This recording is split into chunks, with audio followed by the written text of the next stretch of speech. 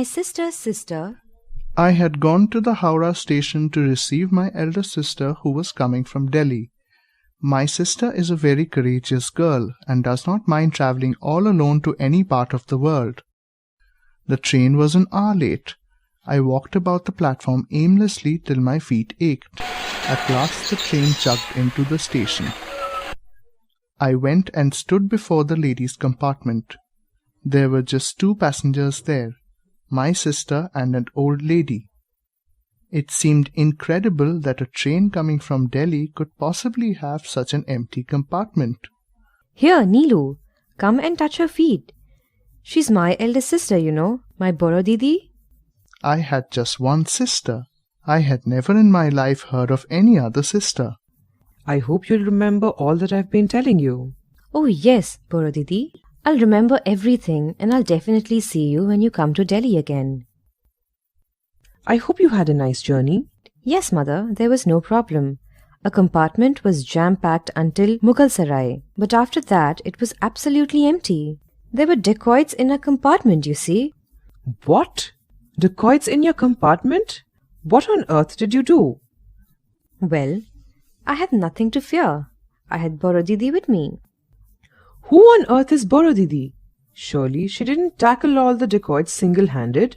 She did, and drove them all away. I had seen my sister's Boro Didi. She was at least 60, if not more. It was totally impossible for a feeble woman like her to drive away dacoits. Oh well, I'll explain it all in a little while, but you'd better give me something to eat first. I'll just go and wash my hands. Were they really dacoits? Well, one had a pistol and the other had a dagger. The one with the dagger had a bushy beard. And what did the wretched dacoits do? Really, I can't imagine why the government doesn't do something about them. I'll never be afraid of dacoits again. Really, Chotan? Who on earth is this Bado Didi of yours? Tell us that first. Did you know her before then? No, I met her on the train. She told me ever so many interesting yarns. Let me tell you about the dacoits first. There were about 8 or 10 women in the ladies' compartment. The rest were all men. I'll make them get down once it is dark. But Boro Didi, are they going to listen to you? Of course, they'll listen, if I tell them properly. Look here, boys, you'd better find a place somewhere else. Strangely enough, most of the menfolk left our compartment quite meekly. Only 3 men remained. Please let us stay a little longer. We have to get down after 2 more stations, and there isn't an inch of room anywhere else in the train. Are you sure? Of course we are.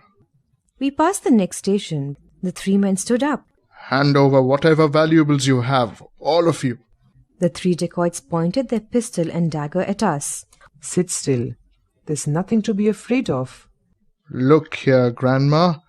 Let me have all your jewellery, and fast. Oh well, if you're in such a hurry, all my jewellery is in this cane basket. I'll give it to you just now. Boro Didi opened her basket. A huge cobra lifted its head and hissed ferociously. The snake entwined itself around one of his legs and held its hood over him, ready to strike. Save us! Take pity on us! The 3 dacoits threw down all the money and the jewellery which they had taken on the floor. Boro Didi then spoke to the snake. The cobra let go of the man's legs and stood coiled up in a corner. And as soon as the train slowed down, they jumped from the running train and took to their heels real fast. Funnily enough, all the other ladies also dashed out of the compartment. They thanked Boro Didi but refused to travel with 2 live snakes. Boro Didi told me all about the techniques of taming snakes. A tame snake is even more obedient than a pet dog.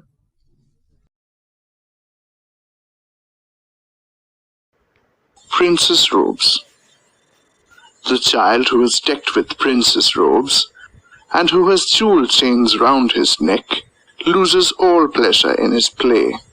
His dress hampers him at every step, in fear that it may be frayed, or stained with dust. He keeps himself from the world, and is afraid even to move.